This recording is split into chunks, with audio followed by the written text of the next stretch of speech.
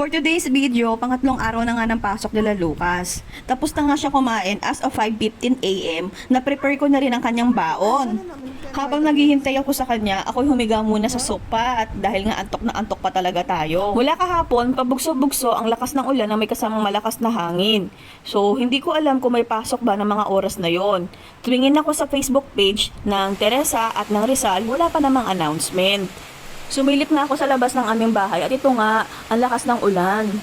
Tamad na tamad kumilos si Lucas, kakatapos niya lang kumain. Ang sabi ko sa kanya, siya'y maligo na kasi nga malakas ang ulan. Hindi namin alam kung magta-tricycle ba siya or magmomotor ba sila ng kanyang daddy. Kasi kung magka-tricycle siya, baka mahirapan silang makasakay dahil punuan. So habang ako'y nakahiga ng mga oras na yan sa sofa, ako'y nagbabrowse-browse muna sa FB, check lang muna ako ng mga contents hanggang sa dumaan sa akin, ang ibang school nagsabi na suspended ang klase dahil baha. Eh hindi naman nagbabaha dito sa Teresa, kaya hindi muna ako nag-expect. Pagtingin ko nga kay Lucas, abay nakita ko, nakayuko lang, natutulog na siya ulit, antok na antok talaga ang baby damulag ko, at humilip ako sa labas, napakalakas talaga ng ulan, so parang namumblema na rin talaga ako kung papasukin ko ba si Lucas o hindi. Isa talaga to sa disadvantage pag umaga ang klase mo kasi nga minsan ang announcement delay. Nakapasok na ang mga bata. Naalala ko nga nung ako'y elementary at high school.